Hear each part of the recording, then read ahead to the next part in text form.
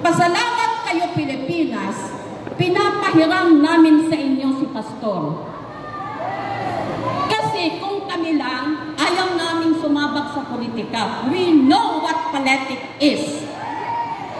But because we are also a Filipino citizen, nakikita namin ang pangangailangan ng bansa, nakikita din namin ang kakayahan ng aming pastor. Hindi lang siya pastor, leader siya na may paninindigan.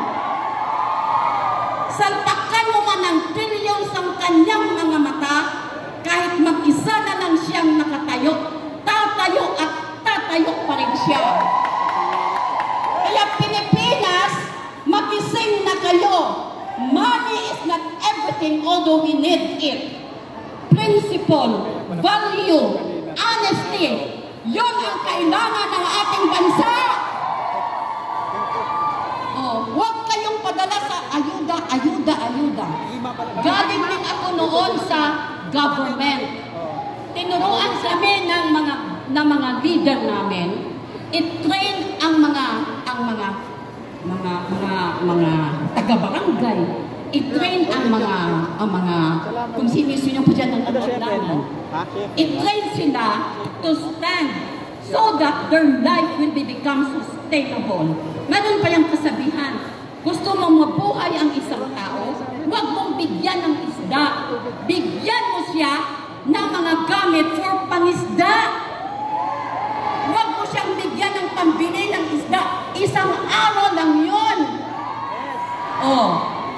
Equip them, make them capable to sustain their life at mabuhay sila ng marangal, hindi nagtitinda ng shabu. Amen? Kung lahat tayo shabu dealer at shabu, ano mangyayari sa bansa? Aba, maglalakad-lakad tayo tapos hindi na tayo magtinda-tinda kasi kanya-kanya na tayo may shabu. Kaya kanya-kanya na lang tayo ng lakrak. We will not allow that to happen. Tama, mga kababayan? Yan.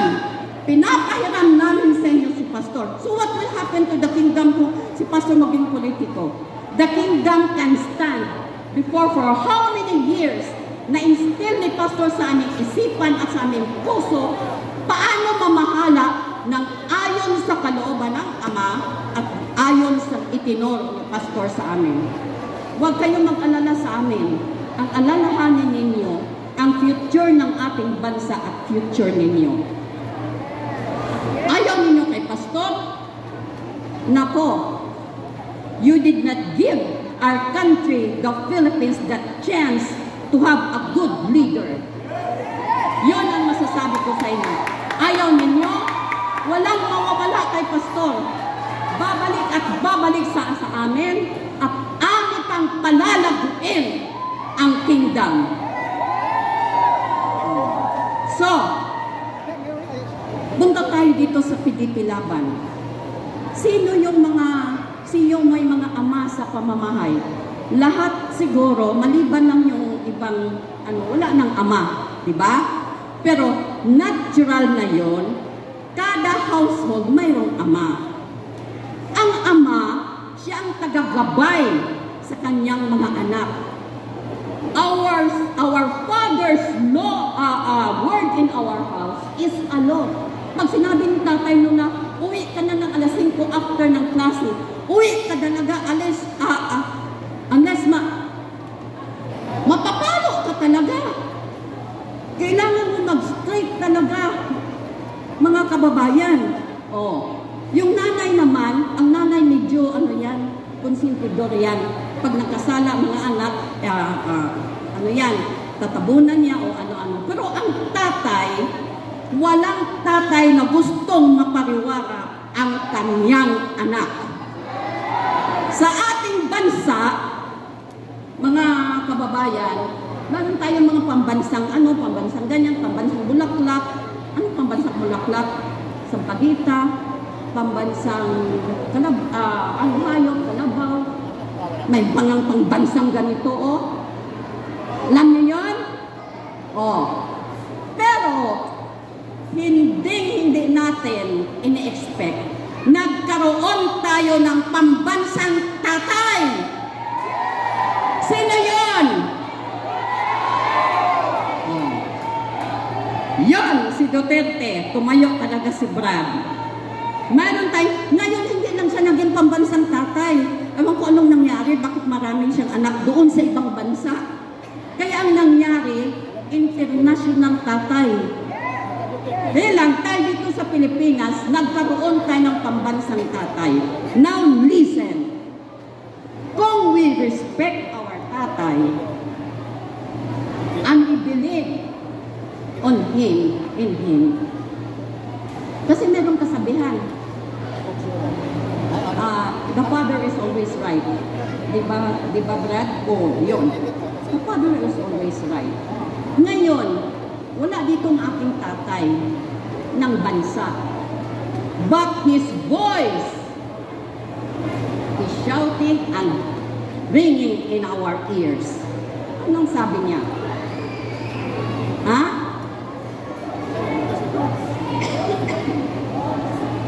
Anong sabi ng tatay?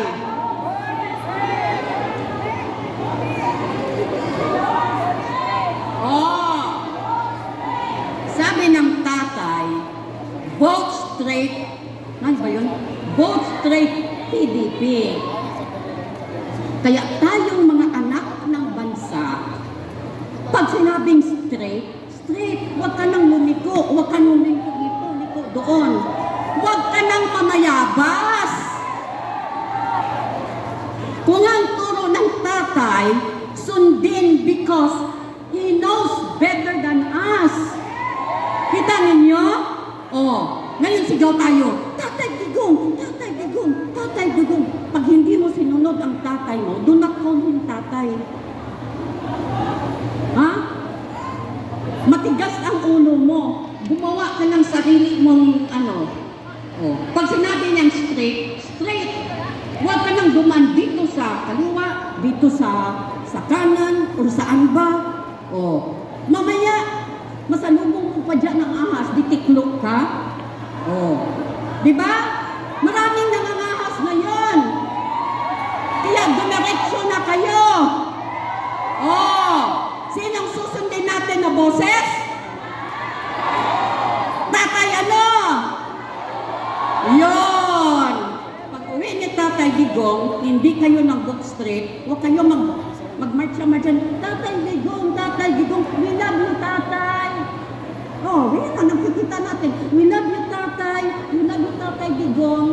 You can only say, you love Tatay Digong if you follow his words. Lahat tayo na religion, ma-Muslim, ma-Katoliko, or ma-ano. We believe on a supreme being up there. Naniniwala tayo noon. Anong sabi sa Word of God? Son, pag sinabing son, kasama ng daughter. Son, listen to the advice of your father. Diba? Oh. So yun lang din ang bilin ko sa inyong lahat. Pakinggan natin ang boses ni tatay because he knows better than us when political fight is concerned. Hoy, bakit kayo natahimik? Susundin niyo si Tatay Digong? Okay. So yun, PDP straight. Pag sinabing PDP, ay pag sinabing PDP straight. PDP straight. Yun na. Huwag yung ipagbili ang inyong boto. Panandalian lang yun. We need a sustainable solution sa ating problema. Mantakin mo mga kababayan. Agricultural land tayo, agricultural country. Tapos nag-aangkat tayo ng bigas. Di ba insulto yun? Agriculture is the backbone of this country. Kaya mahalin natin ang mga farmers. Oh, ang nagpag-graduate sa akin, ang ama kong farmer. Alam ko marami kayong farmer dito. O, mahalin natin ang mga, ito lang ha, panahong ganit ng eleksyon. Aba, maraming nagmamahal sa mahihirap. Mahal ko ang, may mga paiyak-iyak pa nga eh. Mahal ko ang Pilipinas. Mahal ko ang mahihirap.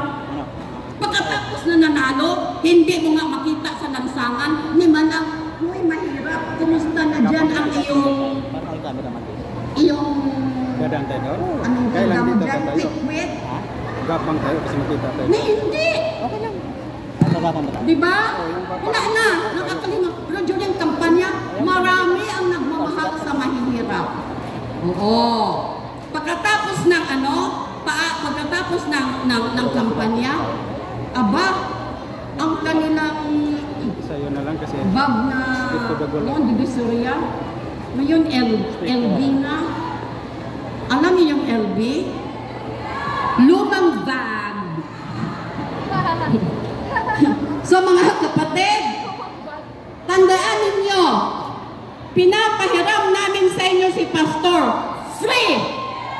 Subukan ninyo at hindi kayo magsisisi.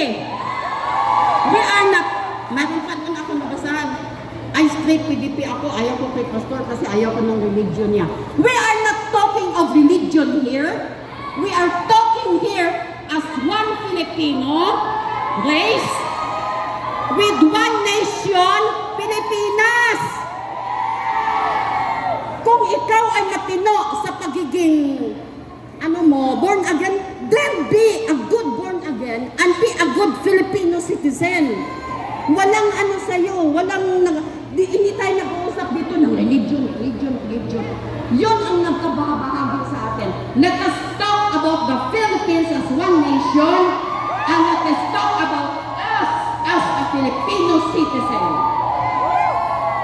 Yun lang mga kababayan, magandang hapon at pagpalain ng Panginoon ang bansang Pilipinas! PDP! Straight!